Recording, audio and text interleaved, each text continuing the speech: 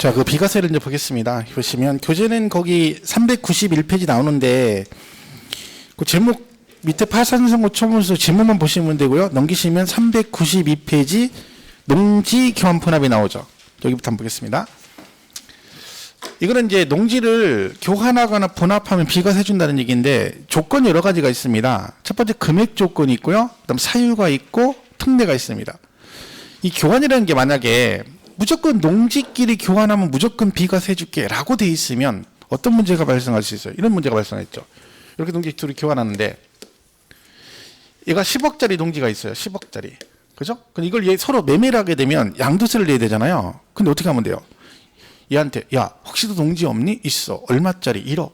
그래? 그러면 너하고 나하고 농지 교환하자. 같은 농지니까. 그럼 비과세 받을 수 있어. 그런 거죠? 그리고 뭐라고 그래 얘한테.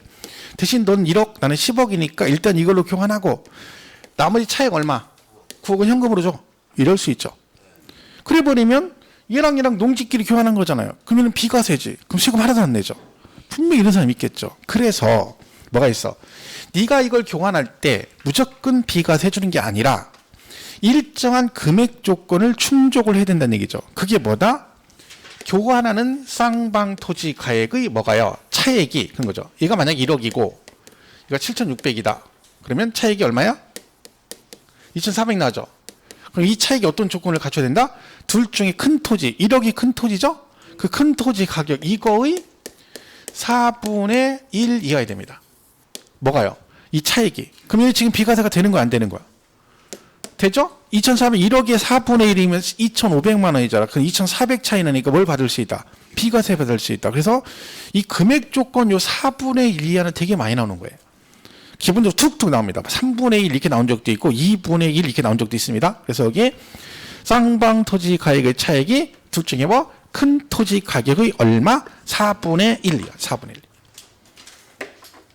그러니까 4분의 1 넘어가면 비과세 안 됩니다. 무조건 4분의 1 이하일 때만. 얘가 만약에 7,400이면 2,600 차이 나잖아요. 그럼 1억하고 7,400은 2,600 차이 나. 4분의 1 넘었죠? 그럼 걔는 비과세 안 되는 거예요. 이렇게 이해하면 안 돼요? 뭐 4분의 1까지는 되고 초과되면 4분의 1까지 해주고 넘으면 이런 건 없어요. 이해하면 되고 넘으면 아예 안 되는 거야. 그죠? 그래서 요 4분의 1 이하. 그 다음에 이 사유가 있어요. 교환 분합했다고 무조건 비과세가 되는 게 아니에요. 개인적으로 막 하면 되는 게 아니라 이런 사유로 교환했을 때만 비과세 줍니다. 근데 위에 거 세 개는 이 사유를 외울 필요는 없지만 국가 등이 시행하고 국가 등이 소유하고 있는 토지, 그 다음에 농어촌 특별법, 그러니까 전부 다 뭐예요? 객관적으로 국가 등과 연관된 거고 법에 따라 교환하는 거죠. 개인적으로 안 하고, 그죠? 근데 개인적으로 하는 경우 여기 하나 있습니다.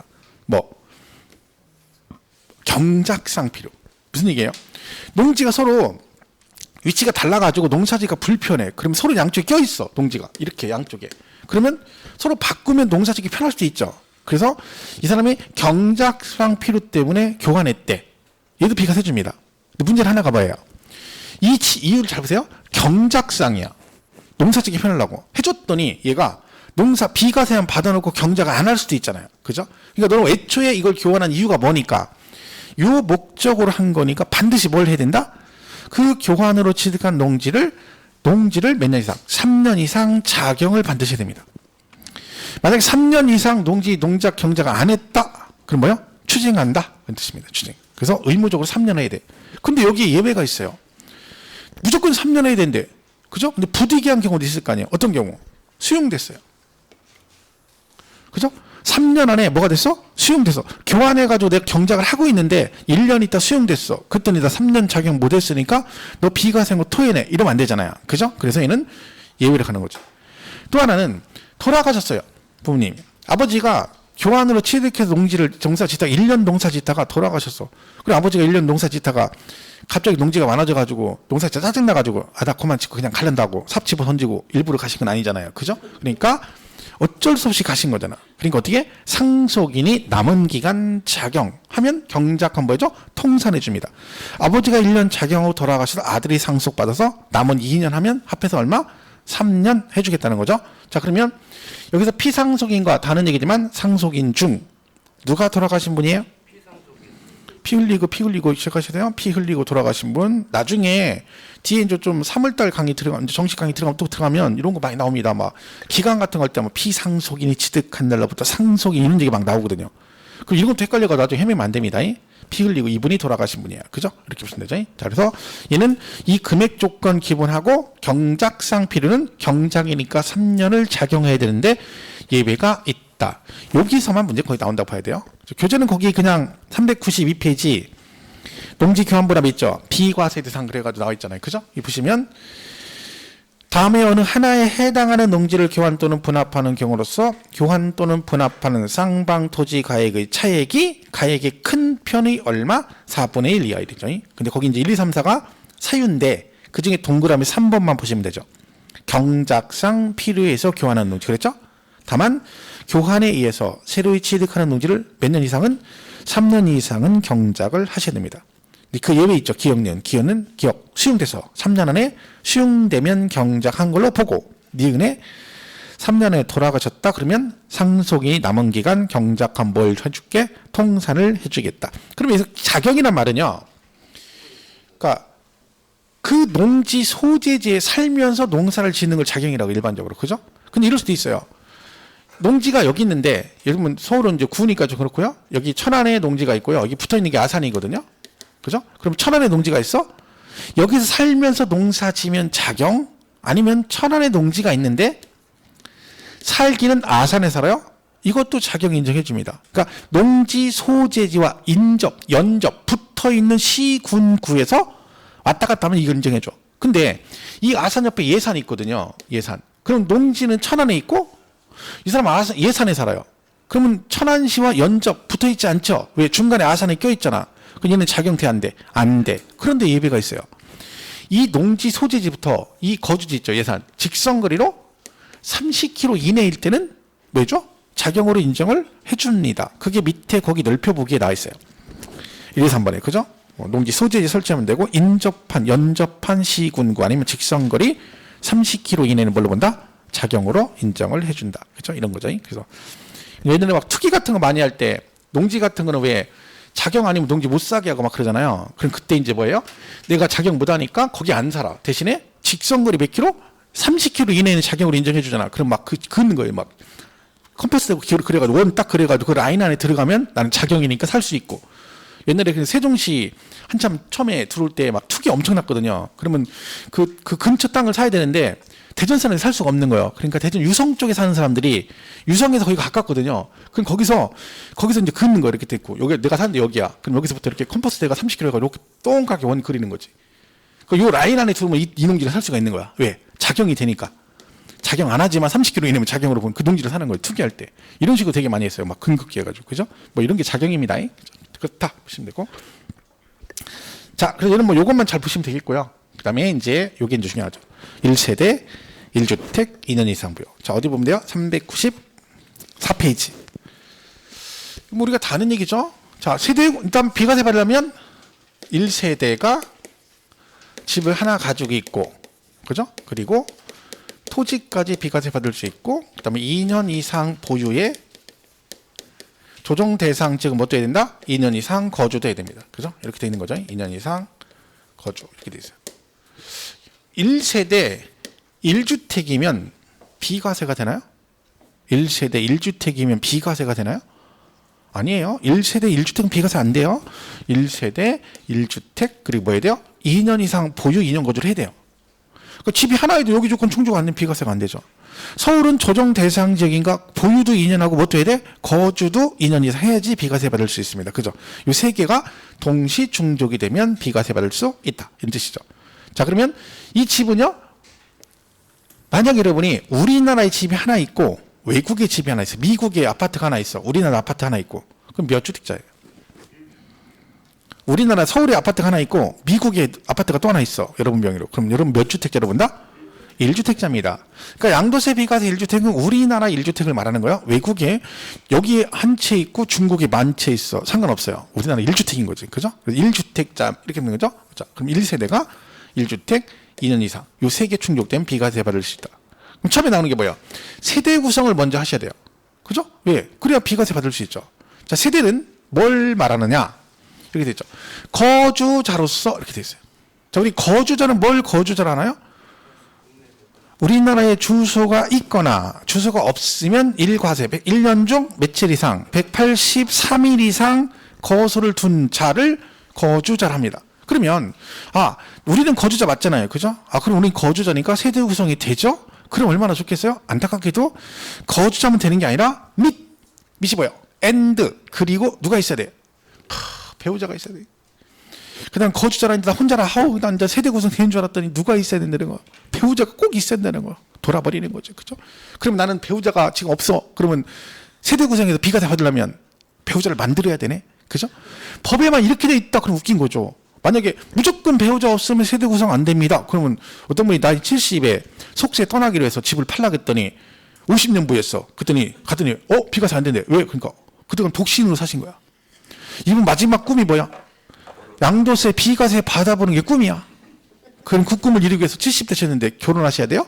말이 안 되는 거죠. 그래서 원칙은 이런데 예외가 있다. 그리고요, 주소가 같이 돼 있어야 됩니다. 같은 주소. 그러니까 예를 들면 저를 중심으로 제 부모님, 제 자식, 제 형제, 자매, 장인, 장문, 천안천에 다 같이 살면 동일 세대원입니다. 그죠? 그럼 주소, 그럼 세대 분리하면 만약에 제 동생 세대 분리하면 각각 별도 세대가 되는 거예요. 자, 그러면 남편 앞으로 집이 하나 있고 와이프 앞으로 집이 하나 있어요. 2주택이죠? 자, 그럼 세대 분리하면 되죠? 그럼 세대 분리를 확실하게 보여주기 위해서 나는 여기 서울 살고 와이프는 독도로 보내버렸어요. 독도로 조성겨가지고 야, 우리가 세대 분리를 전 국민에게 확실하게 인식시켜주자. 독도로 가면 인식되죠? 왜? 뉴스에 나오고 그러죠? 와이프가 독도에서 짜장면 장사하고 있어요. 그럼 막 독도 얘기 나올 때마다 짜장면, 여기 독도에 짜장면 집이 생겼습니다 하면서 나오겠지. 전 국민이 나랑 둘이 별도 되는 걸 다 알아. 그럼 이제 뭐요? 잘 됐다. 이제 팔자. 하고 제가 제 집을 팔았어요. 난 1주택이에요, 2주택이야? 2주택이에요. 왜? 소용없어요. 누구는 안 돼? 부부는 안 돼요. 다른 사람은 세대, 부모 자식 간도 세대 분리하면 각각인데 죽어도 안 되는 게 누구야? 배우자야. 배우자는 별거를 하고 뭘 하건 소용없어요. 무조건 뭘로 봐? 동일 세대원으로 봅니다. 그러니까 결혼 안 하신 분들 잘 생각해. 한번 엮이면 이거 봐봐. 나가서 살고 해도 소용없어. 그냥 무조건 동일 세대원이야. 죽어. 그죠? 잘해야 돼. 그죠? 근데 결혼을 하세요. 그죠? 결혼해야 돼. 너도 한번 니들도 한번 죽어봐야지. 그죠? 그죠? 그죠? 그 결혼 사람이 그러잖아. 자기 살고 되게 힘들어. 그럼 친구한테 뭐라 그래? 좋다 그래. 결혼하니까 너무 좋다고. 왜? 너도 죽어봐라 이거야. 너도 한번 결혼해서 죽어봐라 이거지. 나만 죽을 수 없어 이런 얘기죠. 그죠? 다 그렇진 않아요. 그죠? 행복한 사람들 되게 많아요. 행복한 사람들 많죠. 다 행복하죠? 그죠? 저는 되게 행복해요. 오늘 토요일인데 행복해요. 그래서. 근데 저는 주말이 제일, 일주일 중에 주말이 제일 좀 불행한 편이에요. 주말이 제일 불행해요. 금요일까지 되게 해피해요. 해피한데 주말만 되면 조금씩 이제 이따 수업 끝나고 점심 먹고 내려갈 때부터 조금 약간 그렇긴 해요. 그죠? 근데 하루 반나절만 참으면 돼요. 하루 반나절만 참으면 또 월요일이 있잖아요. 새로운 월요일. 그죠? 그런 희망을 가지고 사는 거죠. 그죠? 그 정도는 감사해야죠. 그죠? 그래서 얘가 심지어 배우자는요, 이혼했는데 이혼하면 별도 세대입니다. 그죠? 근데 이혼했는데 같이 살아. 그럼 동일 세대원이에요. 그러니까 이혼해도 같이 살면 동일 세대. 왜 그런다 했어요? 위장이혼이에요. 위장이혼. 실제 그런 사람 되게 많아요. 우리나라에. 세금 포탈하려고 남편이 세금을 막 체납했어. 그럼 압류 들어오기 전에 재산을 다 와이프 앞으로 넘긴 다음에 이혼해버려요.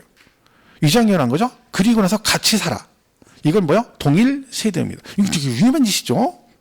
그죠? 저 같으면 세금 내지 와이프한테 재산을 다 넘기고 위장이혼 안 할 것 같아요.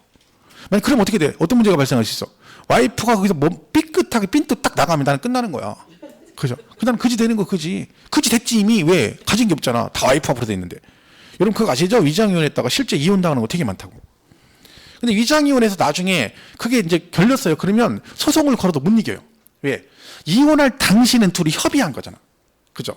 그 실제 남자가 그 얘기했잖아. 남자가 자기 와이프하고 위장이혼했는데 세금 때문에 한다고 이혼자였고 자기 회사 직원하고 결혼해서 같이 사는 거야. 동거한 거야. 와이프한테 걸렸어. 와이프가 이게 뭐 하는 짓이냐? 너 세금 때문에 그런다더니 왜 이랬어? 그러니까 여자가 이제 소송을 걸었을 거 아니야? 이혼 소송, 무효 소송 졌어요. 왜? 그거 맞대. 위장이혼하는 거 맞대. 하지만 이혼할 당시는 둘이 협의한 거니까 그 이혼 자체는 법적으로 유효라는 거야. 그럼 부인만 이혼당한 거예요. 그런 경우가 되게 많아요. 그러니까 혹시나 남편이 그런 얘기하려면 쓸데없는 쓰지 말라 그러고 안 그러면 재산을 몽땅 다 넘겨주고 이혼하자고 그래요. 그런 다음에 여러분이 딱 정리해버리면 돼. 그건 간다는 거지. 남자들도 조심해야 돼. 그러니까 서로 그런 건 하면 안 돼요. 그죠? 자기 건 잘 챙겨야지. 그죠? 그래서 요게 이제 그런 건데 예배가 있다. 몇 살 이상? 예. 30세 이상이면 무조건 1세대로 봐줍니다. 세법 무조건 만 나이에요. 만 30. 그죠? 그리고 배우자가 돌아가셨거나 벌써 이혼했대. 그죠? 이분들의 특징이 뭐예요? 원래 배우자가 있다가 없는 거지. 경력사원들입니다. 그죠? 그러니까 애초에 경력 있죠. 배우자가 있었잖아. 그죠? 그러니까 마일리지가 있으니까 이분들은 평생 1세대. 그리고 일정 소득이 있으면 됩니다. 이건 외울 필요 없습니다. 이거를 단독으로 내진 않아요. 한 번도 나온 적 없어요. 다음 중 배우자가 없어도 1세대로 보는 예배 규정으로 틀린 걸 고려 이렇게 나온 적은 없어요. 왜냐면 이거 낼 필요 없죠. 이거 말고 1주택가 여기 낼 것도 많은데 굳이 얘를 내질 않죠. 개념만 보시면 되고 미성년자는 세대 구성이 되겠어요? 안 되겠어요? 상식적으로. 안 되죠. 된다고는 말이 안 되잖아. 근데 예배가 있습니다. 결혼이나 가족의 사망 등 불가피한 경우는 예배가 있다. 그러니까 얘가 남자가 유치원 졸업반인데 1살 연상 누나랑 결혼했다. 그러면 배우자가 있는 거죠. 유치원 때 둘이 눈이 맞았는데 여자 집에서 나중에 무시한다 그러면 여자가 유치원은 졸업해야 된다. 그래서 말려가지고 1년 기다린 거죠. 그 사랑이 변치 않은 거야. 그죠? 그래서 둘이 결혼했어. 상투 틀었네요? 어른이죠. 그죠? 그래서 결혼 등 예외가 있다. 이게 지문으로 하나 나올 때 어떻게 나올 수 있냐면요. 미성년자는 어떠한 경우에도 세대 구성할 수 없다. OX? X. 그런 게 된 거예요. 그러니까 문제 풀 때 여러분 뭘 조심해야 되냐면 반드시 이거의 하나의 어떠한 경우로도 항상 이렇게 단정하는 지문이 나오잖아요. 그러면 그에 대한 예배가 있는지 꼭 생각하는 습관을 들여야 돼요. 만약에 그 지문에 예배가 있는데 어떠한 경우도 안 된다? 그럼 틀린 지문입니다. 우리 세법도 그런 거 잘 나오고 다른 과목도 똑같아요. 그죠? 그러니까 그런 걸 잘 감안해서 보셔야 돼. 그죠? 자, 그래서 그건 이제 예배 규정이다. 그래서 거기 교재 보시면 394페이지에 3번에 길게 나온 거 말고요. 밑에 1세대 요건 있죠. 걔 먼저 볼게요. 원칙 1세대란 거주자 및 그 배우자. 그랬죠? 근데 가로 안에 뭐라고 돼 있어요? 법률상 이혼하였으나 생계를 같이 하는 등 사실상 이혼한 거로 보기 어려운 관계에 있는 사람을 뭐한다? 포함한다. 그러니까 이혼했어도 같이 살면 동일 세대원으로 보겠다. 그런 얘기죠.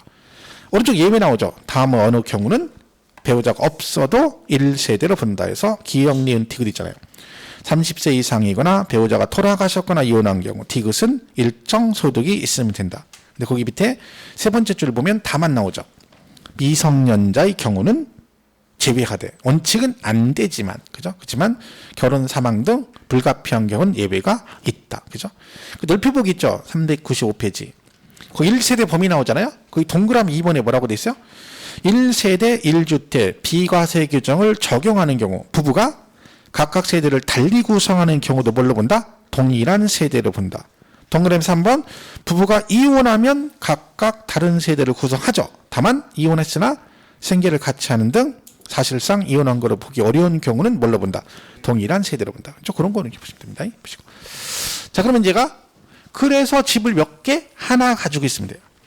그죠? 자, 그러면 이게 원래 이제 법이 어떻게 되냐면 1세대, 1주택, 2년부가 원칙이에요. 그 다음에 거기에 예외가 있는 거예요. 지금 한 거죠. 세대는 배우자가 있어야 되는 배우자 없어도 되는 경우. 그 다음에 집이 두 개인데도 하나로 봐주는 특례. 보유를 안 했는데도 이런 경우는 2년 보유한 걸로 봐주는 예외 이렇게 있는 거죠.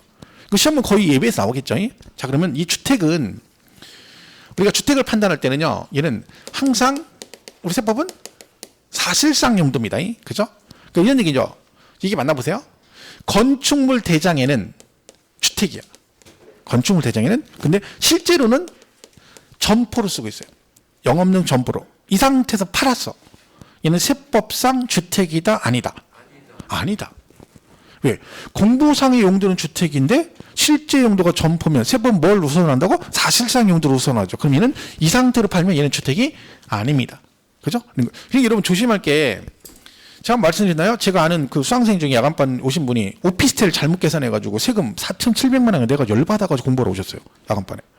그러니까 본인이 아파트를 팔았는데 오피스텔 하나 갖고 있었던 거야. 그죠? 근데 본인은 오피스텔을 그게 업무용이잖아요, 원래. 그죠? 그러니까 걔는 주택이 아니라고 판단한 거예요, 본인 스스로. 그래서 이 집을 팔면 나는 비과세가 될 줄 알고 팔았는데, 그리고 이제 신고를 안 했을 거 아니에요? 비과세니까. 국세청에서 나중에 고지서가 날랐어. 4,700만 원 내라고. 청천벽력이죠. 그때 가서 뭐라 하겠어. 따지니까. 오피스텔이 주택으로 잡힌 거, 5주택으로. 걔는 그걸 주택으로 판단한 거예요, 국세청에서는. 왜요? 그러니까 주거용으로 본 거야, 주거용으로. 용도가 건축물 대장에 걔가 사무실로 돼 있어도요, 실제로는 주거용을 쓰고 있으면 걔는 주택입니다. 그래서 세법 주택으로 된 거야. 그럼 자기가 주택이 아닌 걸 입증을 해야 되잖아. 방법이 없는 거야. 걔들이 얘기에 맞더라고. 들어보니까 국세청에서 판단한 게 맞아요. 그럼 걔가 주택이 맞는 거야. 그럼 2주택이 돼버린 거죠. 오피스텔에서 뭐 가격이 얼마, 4천 얼마나. 그거보다 세금 더 나온 거야. 양도세가. 그죠. 그래서 그분이 이제 그 열받아가지고 야간방이신데 직장 다니시는데 그래서 자기가 다른 것도 앞으로 할 것 같아서 그래 일부러 공부를 오셔가지고 저한테 상담한다고 얘기하러 오셨는데 그 얘기하더라고. 그러니까 여러분들 그거 조심해야 돼. 오피스텔은 주택이 아니다 그러면 안 돼요. 세법 뭘로 간다고? 사실상 용도를 가지고 판단한다는 얘기지. 그죠? 그러니까 조심을 해야 됩니다. 그래서 그러니까 오피스텔이 만약에 주택이 아니려면 사업자 등록 내가 누가 사업자에서 합장을 하고 있어야 되는 거 확실하게. 그래야 그게 되는 거지. 오피스텔인데 공보상은 사무실인데 임대인은 세를 줬는데 뭘로 줬어? 주택으로 임대 줬어. 주택 임대차 계약 써가지고 세를 줬어. 그게 주택이에요. 여러분만 난 주택이 아니다 우기면 소용없어. 그죠? 그러니까 그건 조심을 해야 됩니다. 그런 것들은. 왜? 법이 뭐 때문에? 사실상 용도를 우선으로 하기 때문에 이런 일이 생겨요. 그죠? 항상. 그죠? 이렇게 해서 보시면 됩니다. 주택. 그리고 이 토지 있죠? 이 토지도 같이 비과세가 되죠. 근데 이 토지는 무제한 아닙니다. 토지는 제한이 있어요. 면적 제한. 어떻게? 이렇게 집이 있다. 그러면 이 주택 정착 면적의 도시 지역 안은 5배까지, 밖은 10배까지만 부속 토지로 인정됩니다. 만약 이 주택이 바닥 면적 20평이에요. 도시 지역이다. 그러면 요거 몇 배? 5배. 몇 평까지? 100평. 200평이다. 그럼 100평까지 비과세 받고 초과되는 거는 나대지로 과세가 됩니다. 근데 얘가 이제 계산할 때 얘는 허가받은 게 20평 있고요. 이쪽 문간방에 무허가로 10평짜리가 있는 거. 바닥 면적 10평짜리. 그럼 주택 정착 면적의 5배, 10배 그런다 했죠. 이때 그러면 정착 면적은 얼마로 볼까요? 얘는 무허가, 얘는 허가받은 거야. 이렇게 돼 있다. 이럴 수 있죠. 그랬더니 얘는 바닥 면적 얼마로 본다? 20으로 본다? 30으로 본다? 30으로. 그러니까 이거를 5배, 10배 할 때 모두 같이 기억하셔야 돼요. 주택 정착 면적 계산 시 무허가 정착 면적이 있으면 얘도 뭐 한다? 포함한다 그래야 된다. 거기까지 가셔야 되는 거예요. 그래서 얘는 30으로 봐서 그거에 5배, 10배 이렇게 간다는 뜻입니다. 자, 그래서 5배, 10배까지만 주택 부속 토지로 비과세가 된다. 우리 세법에서 주택은 뭘 주택이라 하냐면 주거용 건축물인데 늘 주거용으로 쓰면 주택이에요. 평상시 거주 목적으로 쓰면 주택이고 주거용 건물인데 늘 주거용을 사용하지 않고 휴양피서 놀이 등의 용도로 쓰면 걔는 별장으로 봅니다. 그죠? 그러니까 이것도 조심해요. 늘 주거용. 그러니까 우리가 세법상 콘도나 펜션 같은 건 주택이다 아니다. 아니다. 걔는 거주는 가능하지만 동일 세대원이 평상시 거주 목적으로 사용한 게 아니잖아요. 그죠? 그럼 걔네들은 주택이 아니다. 이렇게 판단합니다. 자, 그러면 교재인 거기 396페이지 보시면 양도일 현재 우리나라의 1주택을 보유할 거 원칙 나오죠? 자, 1세대가 양도일 현재 어디에? 우리나라의 1주택만을 보유해야 된다. 자, 여러분 집이 하나 있어요. 하나. 근데 팔았어, 집을. 그죠? 팔았는데 오늘 계약을 했어. 오늘 갑자기 중개사 사무실 연락 와가지고 가서 계약해서 계약금 받았어. 계약금을 받았어요? 오늘 입금 받았어. 근데 집에 와서 계약금 받고 집에 가서 생각해 봤더니 나는 비과세인 줄 알고 따졌는데 봤더니 날짜가 2년 보유해야 되잖아요. 거주도 2년 해야 되고. 여기서 이틀 부족해. 정확하게 보유도 2년 덜 했고 거주도 2년 덜 한 거야. 나 비과세 받을 수 있어 없어요? 이미 계약해서 계약금 다 받았는데 오늘 가서 집에 가서 생각해 보니까 이거 이틀 부족해. 하루만 부족해도 비과세 안 됩니다. 이 사람 비과세 된다 안 된다? 돼요? 되죠? 왜? 얘는 양도일이 잔금날짜가 아니라, 계약일이 아니라 잔금날짜야, 잔금날짜. 양도일 현재잖아. 우리 매매는 양도일이 언제예요? 실제 잔금 지급일이 양도일이잖아요. 그럼 실제 잔금 한 달 있다 주겠지. 한 달 후에는 나는 2년 하고도 한참 남죠. 그러니까 계약 당시에 상관없는 거예요. 이게 아니죠. 그래서 양도일 현재 그래요. 만약에 여러분이 집을 2개 갖고 있는데 속세 떠나서 자연으로 산으로 들어가려고 그래. 집을 팔아야 되죠. 팔았어. 그렇게 안 팔리던 집이 오늘 내놨더니 이해 안 가는 건 빨리 가라고 산으로 빨리 올라가라고 오늘 다 팔렸어. 2개가. 문제는 뭐예요? 집이 동시에 2개가 팔렸잖아 오늘. 그럼 먼저 파는 건 2주택 나중에 파는 건 1주택이잖아요. 순서가 안 정해져 있잖아. 자, 그 순서를 누가 정해야 될까요? 그 내가 정해야지. 국가가 정하면 안 되지. 지가 정하면 안 돼. 내 걸 지네가 정하면 안 되잖아. 그래서 여러분이 순서를 정하는 거야. 고무신을 던지든 침을 튀기든 해가지고 연필을 굴리든 해서 순서 정해주면 그 순서대로 파는 걸로 봐줍니다. 그게 그 얘기예요. 보세요. 다만 396기 일본 원칙의 다만 2개 이상의 주택을 같은 날에 양도하는 경우는 뭔다? 당의 거주자가 선택하는 순서에 따라 주택을 양동으로 본다. 그러니까 본인이 선택을 하시면 그거 한다고요? 그 선택 한 대로 뭐한다? 판 걸로 봐주겠다. 그럼 세금은 물론 좀 약간씩 차이가 있지만 단순무식하게 하면요. 만약에 집이 2개 이상 있다. 그러면 세금을 덜 내려면 둘 중에 어느 걸 먼저 팔까요? 어느 걸 먼저 팔아야 돼요? 그죠? 양도가액으로 따지면 안 돼요. 양도세는 차익으로 가기 때문에 차익이 적은 걸 먼저 팔았다고 해야 되는 거야. 그죠? 그리고 왜? 그래야 세금을 덜 내는 거야. 만약에 서울 같은 경우는 2주택이면 조정 대상 지역이잖아요. 2주택이면 중과세가 되잖아요. 그죠? 그러면 차익이 적은 걸 먼저 팔아야 세금을 덜 내는 거야. 그거만 일단 그게 기본이에요. 항상. 집이 여러 채일 때는 물론 일시적 2주택은 비과세 되는 경우도 있잖아요. 근데 그거는 이제 예외인 거고 그렇지 않은 상황이면 일단은 파는 건 뭐요? 서울 같은 데는 3주택일 때, 2주택일 때 다 틀리잖아요. 왜? 3주택은 6월 1일부터 플러스 30%고 2주택은 플러스 20%잖아요. 그럼 그것도 순서가 되게 중요한 거지. 그러니까 무조건 뭐야? 세금 적게 나오는 걸 먼저 팔아야 돼. 항상. 제일 적게 나오는 거 먼저. 그래야 세금을 덜 내는 거야. 차익이 적은 걸 먼저 팔고 차익이 가장 큰 걸 제일 나중에 팔아서 비과세 받을 생각을 하는 게 맞는 거지. 순서가. 그죠? 그것만 잘 기억하시면 됩니다. 자, 그래서 자, 교재 보세요. 그 넓혀보기. 396페이지. 그 넓혀보기 있죠. 1주택 판정. 1번.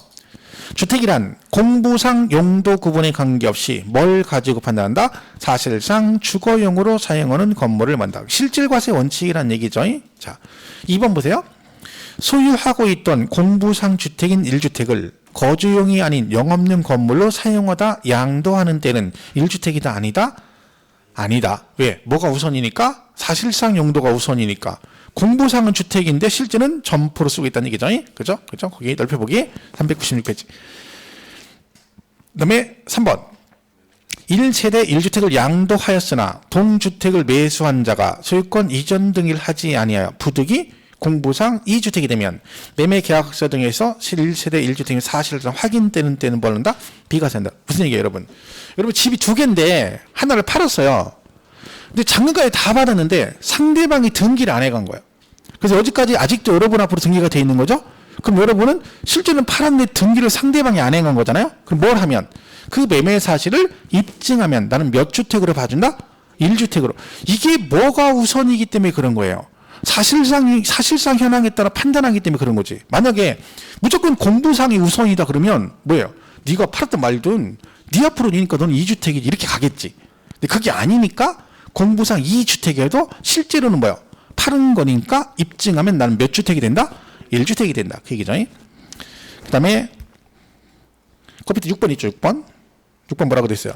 주택 일부에 뭐가 있죠? 자, 주택에 부수된 토지 면적은 주택 정착 면적의 몇 배, 10배, 도시 지역은 5배를 초과하지 아니하는 것으로 그 다음에 뭐라고 돼 있어요? 주택 일부에 무허가 정착 면적도 포함하여 계산한다. 그러니까 5배, 10배 따질 때 바닥 면적을 무허가 정착 면적도 같이 계산한다. 그 얘기죠. 7번은 그거죠. 사용인의 기거를 위해서 공장에 부수한 건물을 합숙소로 사용하고 있는 경우. 얘는 주택이 아니다? 아니다. 왜? 얘는 일반인들이 평상시 동일 세대원이 사는 게 아니잖아요. 그죠? 그런 건 주택으로 보지 않는다. 그런 얘기입니다. 일단 그 정도 선에서 보시면 되겠어요. 자, 그럼 이제 오른쪽 예배가 나옵니다. 집이 2개인데 몇 개로 봐죠? 하나로 봐주는 특례가 납니다.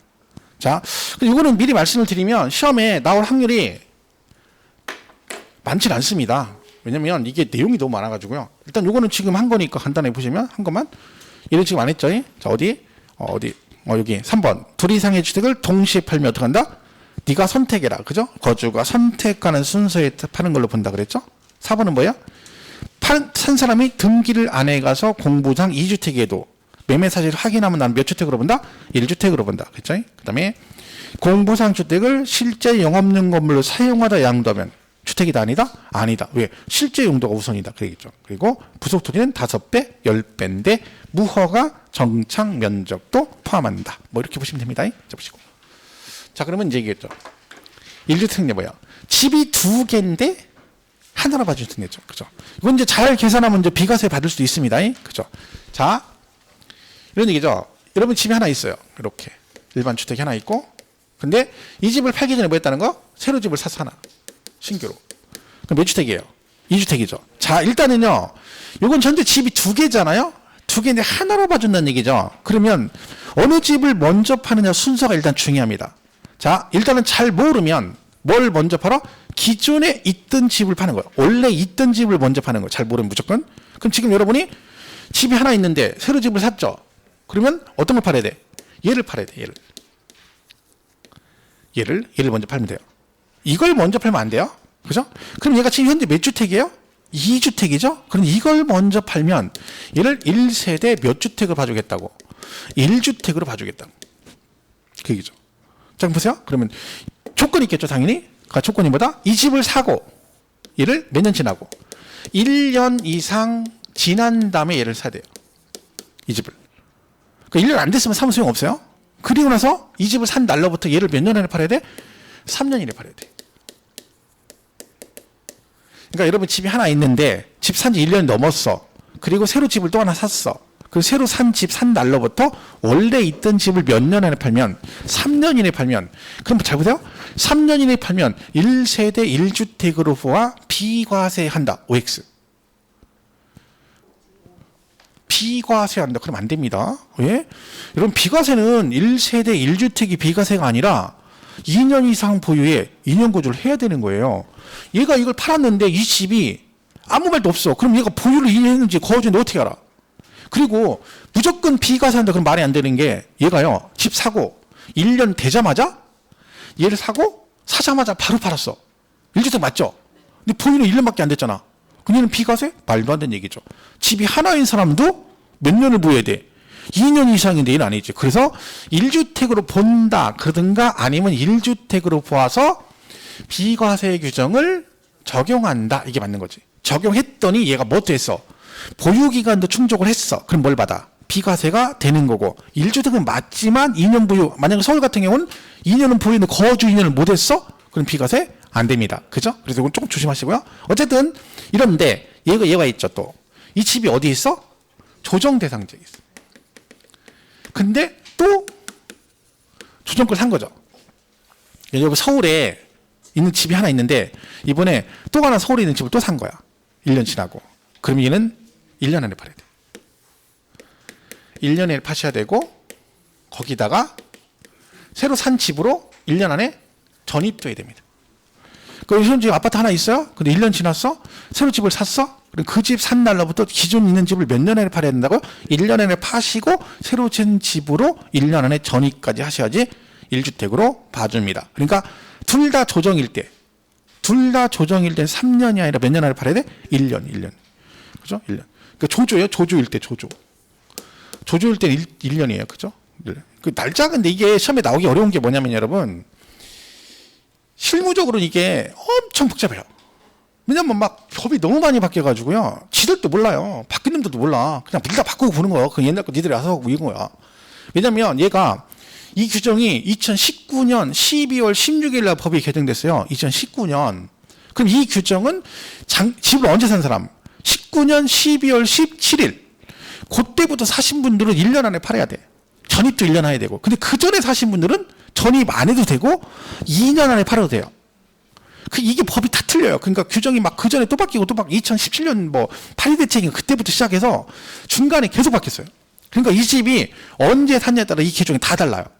이걸 시험에 낼 수가 없는 거야. 낼 수가. 이런 건 이게 단독. 그리고 지문이 엄청나게 길어 이게요. 부말지만. 이거 지문 하나만 가지고도 문제 내잖아요. 동그라미 1번 해놓고 내면 한쪽 면 다 차지해. 이걸 잘 내진 않아요, 시험에. 그죠? 근데 알고는 있어요. 실무적으로 알고는 있어야 되죠, 혹시. 그래서 여러분 조정인가? 조조는 몇 년? 1년. 그죠? 1년. 그죠? 이렇게 해서 요게 이제 1주택 얘기입니다. 그래서 요게 그런 얘기예요. 근데 그 규정이 보면 뭐, 교재 보세요. 거기 397페이지에 기억번호 A번호, 그 뒤에 거기까지 돼 있죠? 그게 다 이거 얘기하는 거예요. 이게 읽어서 되겠어? 이거 탁 봐서 이거 문제 되겠냐고, 이게. 쉽지 않죠. 그죠? 그러니까 여러분이 알고는 있어야 돼요. 지문의식이 아직 몰라도 일단은 기존 집을 사고 몇 년 지나고 1년 지난 다음에 사시고 그리고 종전주택을 몇 년 안에 팔아야 된다? 3년 안에 팔면 돼요. 그런데 어디 있으면 조주일 때. 자 그러면 하나는 조정 대상 지역이 서울에 있어요. 1년 지나고 충남 아산에 있는 집을 샀어요. 그리고 아산 집을 사고 나서 아산은 조정 대상 지역이 아니에요. 그럼 서울 집을 몇 년 안에 팔아야 될까요? 3년. 그러니까 조조만 1년이야. 조조만. 그러니까 조조가 뭐예요? 조정일 때만 1년. 조조는 1년 빨리 해. 조조가 뭔지 알죠? 옛날에 영화 갈 때 조조 할인 있잖아. 조조 할인. 안 해봤어? 영화 안 봤어요? 예. 10시 그 영화관 아침 초저녁에 새벽에 가면 조조 할인해서 겁내 깎아주잖아요. 그죠? 그런 거 안 보셨구나. 그죠? 저 옛날 학교 다닐 때는 그 대전에 그 영화관이 되게 많았거든요. 그런데 거기서 이제 삼류 영화관은요, 사람 잘 안 오잖아요. 그러니까 뭐 걔는 돈 내고 들어가잖아. 종일 봐. 그러니까 영화관에 들어가면 스크린이 2개가 있어. 그러니까 하나인데 극장은 하나인데 안에 들어가면 2개가 있어. 그래서 자기 마음대로 볼 수 있어요. 입장료 내면 그냥 하나 내고 들어가면 2개를 다 볼 수 있어. 그럼 최소 한 4-5시간은 영화 보는 거, 4-5시간. 시간 떼고 딱 좋아요. 아무 생각 없이. 그러니까 젊은이들 돈 없잖아. 데이트할 때 거기 가는 거야.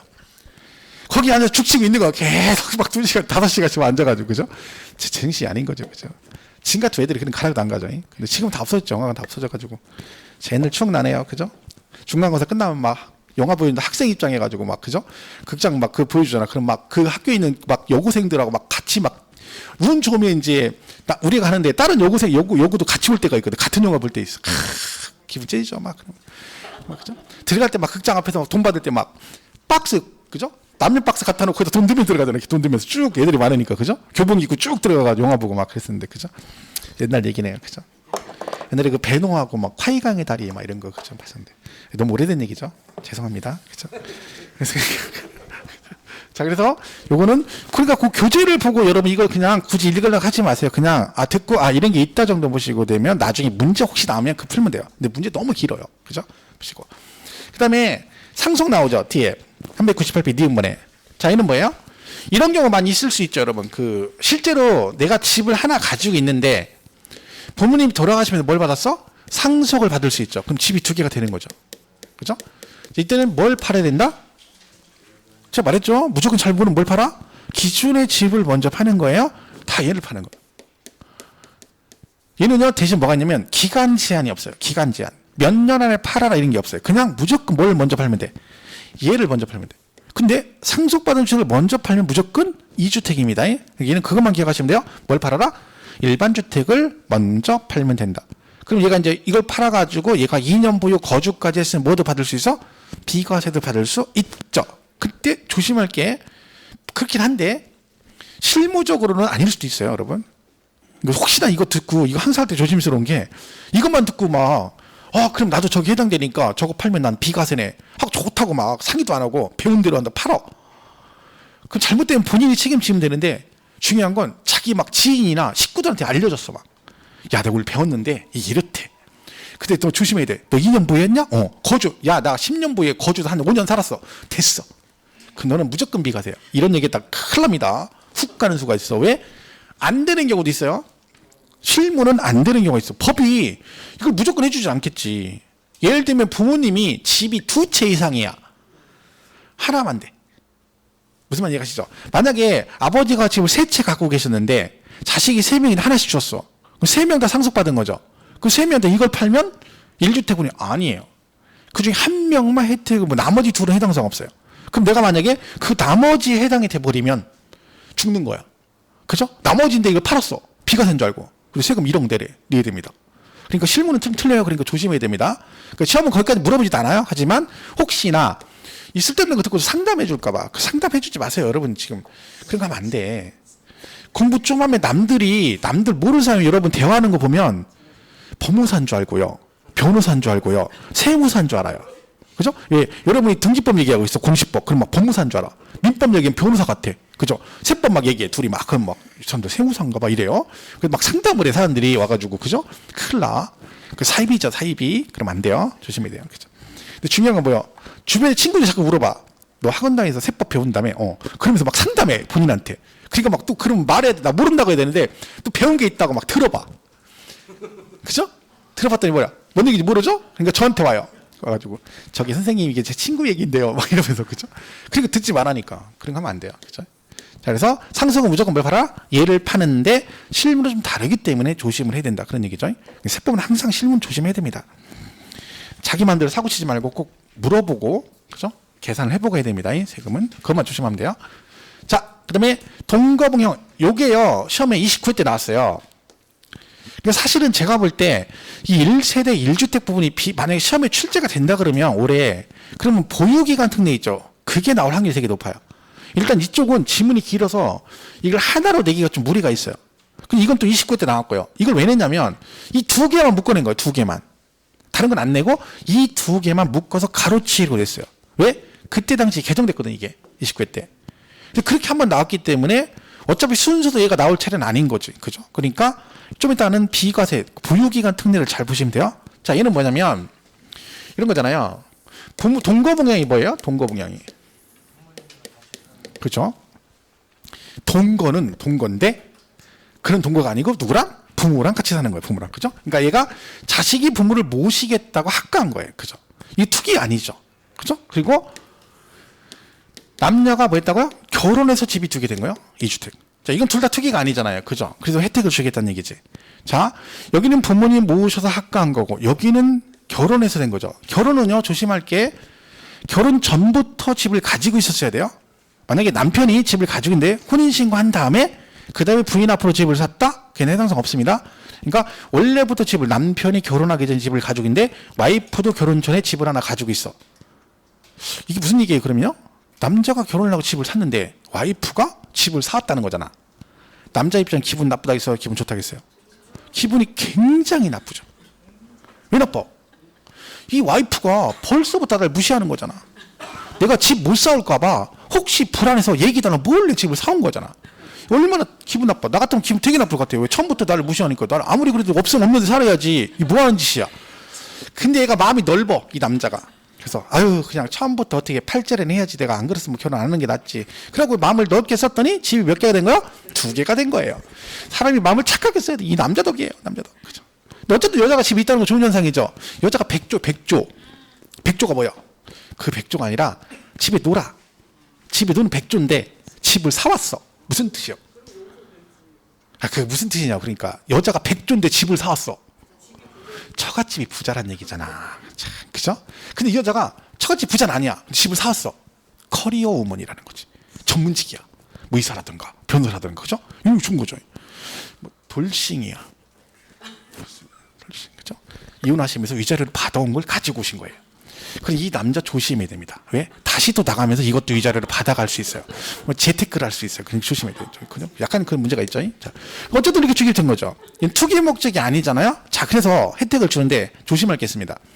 다른 애들은 다 기존의 집을 먼저 팔아요. 그 얘는 둘 중에 아무거나 먼저 파는 주택이에요. 여기는 왜 그러냐면 여러분 기존의 집을 먼저 판다는 의미는 본인 앞으로 집이 2개인 거죠. 내가 4명이로 집이 하나인 이번에 또 하나 샀어. 그럼 원래 있던 집을 하면 되죠. 여기는 2주택 맞죠? 근데 어떻게 돼 있어요? 각자 명의잖아. 그죠? 그리고 또 하나 중요한 건 합가죠. 합가. 한쪽 집을 합한다는 얘기죠. 근데 법으로요. 어느 집을 먼저 팔아라 순서를 정해주면 안 되는 거예요. 만약에 부모 집을 먼저 팔 때만 1주택으로 본대. 부모 2분이 40평짜리 아파트 살다가 여기는 아들 며느리하고 손자 손녀에서 18평 임대 아파트에 4명이 살고 있는데 이 집 팔고 2분이 1, 2, 4 가가지고 학가에서 흥분의 가족처럼 알콩달콩 살 부대끼고 살아라. 이건 말이 안 되잖아. 그죠? 그래서 어느 집으로 학가할지는 모르기 때문에 법으로 정해지지 않습니다. 그래서 아무거나 먼저 파는 주택은 1주택으로 보는데 기간이 얘는 몇 년? 10년 안에 팔면 되고요. 얘는요 5년 이내 팔면 된다는 거지. 이게 원래 5년이었거든요. 근데 법을 개정해서 동거분양을 장려하겠다. 그래서 이걸 10년으로 바꾸고 그 해 시험에 얘가 나왔는데 가로치기로 됐거든요. 가로치기. 근데 이렇게 하면 가로가 2개밖에 없잖아요. 너무 없어 보이잖아요. 그래서 뭘 했어? 자, 부모님 동거분양이죠. 동거분양이 뭐예요? 부모를 모시는 거예요. 근데 이 사람이 젊을 때 사고 쳐가지고 20살 때 사고 쳐 애를 낳았어. 근데 아들이 자기 다음에 또 사고 쳐 20살에 애를 낳았어. 결혼했어. 그랬더니 뭐래요? 자기가 이제 결혼했으니까 아버지를 모시겠대. 동거분양하겠대. 나 몇 살인데? 40인데. 말이 안 되는 거지. 그죠? 그래서 일정 나이가 넘어야 돼요. 우리 세법의 모든 나이는 몇 살? 60부터입니다. 60. 그죠? 60세 이상이 됩니다. 근데 부모님 두 분이 다 60세 이상이다. 그럼 또 문제가 있죠. 와이프하고 저하고 띠동갑이에요. 그럼 와이프가 60대면 난 몇 살이야? 72살? 네, 그때까지 살아있다는 보장이 없죠. 그죠? 그럼 혜택을 못 보잖아. 그래서 두 분 다 60 말고 둘 중에 한 명은 60세 미만이어도 됩니다. 그거를 가로치기로 다 된 거예요. 같이. 결국 뭐다? 이런 10년, 5년 안에 어느 거 먼저 파는 주택은 1주택으로 봐주겠다. 교재 399페이지 맨 밑에 디귿 있죠. 399페이지 맨 밑에 디귿. 직계존서 나오죠. 1주택을 보유하고 1세대 구성하는 자가 1주택을 보유하고 있는 몇 살 이상? 60세 이상의 직계존속을 동거봉양하기 위해서 세대를 합침으로써 1세대가 2주택을 보유하게 되는 경우 합친 날로부터 몇 년 안에요? 10년 이내 어느 거 먼저 양도는 주택은 1주택으로 봐 비과세 규정을 적용한다. A번의 나이 60세 이상이시면 되고 B는 둘 중에 한 분은 60세 미만이어도 상관이 없다. 그 뜻입니다. 물론 뒤에 가면 C에 뭐 나이 제한 없는 경우도 있어요. 부모님이 뭐 중증 질환을 앓고 계신데 둘 다 60이 안 되셨어. 근데 동거봉양을 못한다. 그러면 안 되잖아요. 그런 경우는 예외가 있다. 그죠? 그리고 400페이지 리을번에 혼인 나오죠. 혼인. 1주택을 보유하는 자가 1주택을 보유하는 자와 혼인함으로써 1세대가 2주택을 보유하게 되는 경우 또는 1주택을 보유하고 있는 60세 이상의 직계존속을 동거봉양하는 무주택자가 1주택을 보유하는데 혼인하고 1주택. 그럼 각각 5년 이내 먼저 파는 주택은 1주택으로 봐 비과세 규정을 적용한다. 그 밑에 거는 필요 없는데 이게 뭐냐면 이런 거예요. 얘가 무주택자예요. 남편이. 무주택자인데 부모를 동거봉양한대요. 참 말 좋은 얘기죠. 무주택인 남편째가 뭐 부모를 동거봉양한대. 뭔 얘기요? 얘가 집이 없어가 부모랑 같이 산다는 얘기잖아. 남자가. 그죠? 근데 여자는 집이 있는데 둘이 결혼해서 학가 있대. 이게 현실적 이순신이에요? 여자는 자기 집도 있는데 남편 사람 집도 없고 시부모는 같이 살고 있는데 이 집 있는 여자가 같이 결혼해서 같이 산대. 이런 자 없죠. 있겠지. 있으니까 이런 사람 뭐라고 해서 신사임당이라고 그래. 신사임당. 대표적인 현무양처죠. 대한민국 이런 사람 어디 있겠어요. 그죠? 있을 수가 없는 거지. 있단 얘기지. 그죠? 요즘엔 없죠. 그죠? 있어. 그죠? 신사임당. 혜택 주겠다는 거지. 제가 골 때리는 얘기 먼저 이거 있더니요. 쉬는 시간에 어떤 분이 재작년인가? 오셨어요. 나 질문하러 온 줄 알았어. 뭐라 선생님 이게 말입니다. 뭐요? 아까 설명하신 거 동거봉양. 이 남편이 무주택자겠잖아요. 그럼 이분이 신사임당 얘가 신사임당 아니고요. 뭐요? 그랬더니 이 시댁이 겁나게 부자인 거래. 그 남자가 외아들이래. 그 집이 겁나 부자예요. 집 커가지고 혼자 부모님 두 분이 못 사니까 같이 살고 있는 거래. 그 여자가 현실적인 거래. 그러니까 이 집에 들어가면 집 부자가 외아들이니까 이 재산 다 있고 남편 거라는 거지. 그래 들어간 거지. 요즘 여자가 누가 이렇게 들어가냐. 그 얘기를 나한테 하시는 거예요? 그래서 처음 뭔 얘기가 있어? 그랬더니 아니 이거를 분석해가지고 이 얘기를 하시는 거예요. 그랬더니 근데 뭐라 그랬어요? 현실적으로 그게 맞는 것 같으네요. 그리고 가셨는데 가만히 생각하니까 아니 이걸 굳이 나중에 와서 얘기할 필요가 없잖아요. 그죠? 근데 그분이 이걸 듣고 그 생각한 거야. 이 여자가 현모양처가 아니라 이런 현상이네. 이것 때문에 그런 거라는 거. 그 얘기를 저한테 하시더라고. 골 때렸어요. 그래가지고 야 지금 저런 생각을 다 하시는 거야. 그죠? 근데 굳이 저한테 와서 얘기할 필요 없겠죠. 자, 어쨌든 뭐다? 이 경우도 부모랑 같이 사는데 혼인해서 집이 두 개 되면 똑같이 혜택을 주겠다는 거야. 몇 년 안에? 5년 안에. 뭐 먼저 파는 주택은 그 얘기입니다. 그죠? 여기서 그러면 기간은 뭐만 기억하면 돼요? 날짜 기억하시고 먼저 파는 주택 그리고 동거봉양은 60세 이상인데 두 분 중에 한 분은 60세 미만이어도 된다. 요것만 보면 되는 거야. 나머지는 필요 없어요. 그죠? 그래서 거기 그 얘기고요. 미음 비번 요거는 그냥 굳이 얘는 차점이 안 내요. 그냥 얘는 뭘 팔아야 돼? 기존에 있는 집 하는 거지. 여러분 집 일반 주택 안에 국가 등록 문화재 주택 하나 가지고 있다. 기존 집 하시면 되고. 그리고 내가 집이 하나 있는데 뭐 농어촌 주택을 가지고 있다. 뭐 농어촌 주택 되게 복잡해요. 막 기농주택, 이농주택, 뭐 상속주택 막 한데 여러분 말했잖아. 이거 시험에 되면 이거 하나만 가지고 내도 지문이 엄청 길다고. 그렇게는 안 내요. 거의 나온 적 없어요. 얘네들은. 혹시 나오면 뭘 팔아? 기존 집을 팔아라. 그런 얘기고. 그러니까 마지막에 거기 400페이지 맨 밑에 시읍번 있죠. 시읍번. 이걸 한번 볼게요. 가끔 얘가 지문 하나 나올 때가 있어요.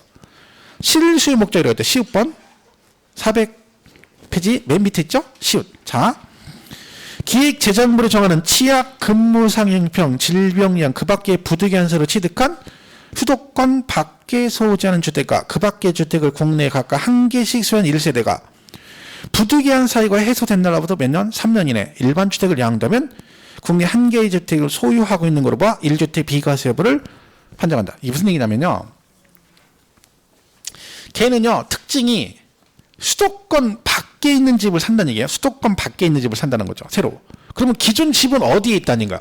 그렇죠. 그러니까 이거는 그러니까 누구만 적용되는 거야? 수도권의 집을 가지고 있는, 서울, 경기, 인천에 가지고 있는 사람만 해당이 되는 거야. 그죠? 자, 수도권에 집이 있어요. 근데 수도권 밖에 있는 집을 뭐 했다고요? 실수요 목적으로 샀대요. 무슨 얘기야? 치약, 근무상행표 있는 거죠. 그러니까 애가 학교를 지방으로 대학을 갔어요. 아니면 남편이 발령이 지방으로 나왔어. 그죠? 그래서 어떻게 했어? 거기 가서 집을 살 수도 있다는 얘기지. 그죠? 그 얘기예요. 그러면 집이 수도권의 집인데 이거 안 팔고 여기 지방에 가서 이걸 샀단 말이죠. 그리고 나서 그럼 얘를 팔아야 되잖아요. 자, 그럼 얘도 여기서 몇 년을 팔아?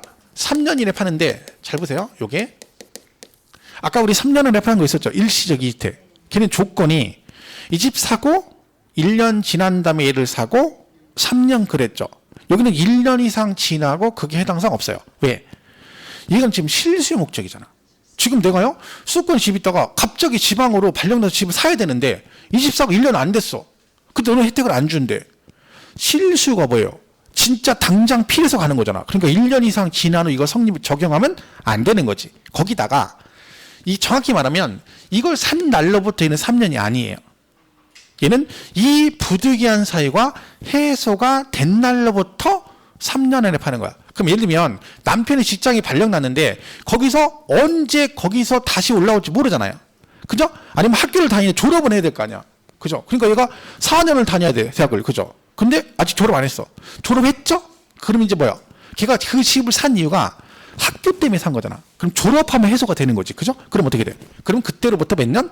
3년 이내 서울에 있는 집을 팔면 혜택을 주겠다. 어쨌든 그런 얘기예요.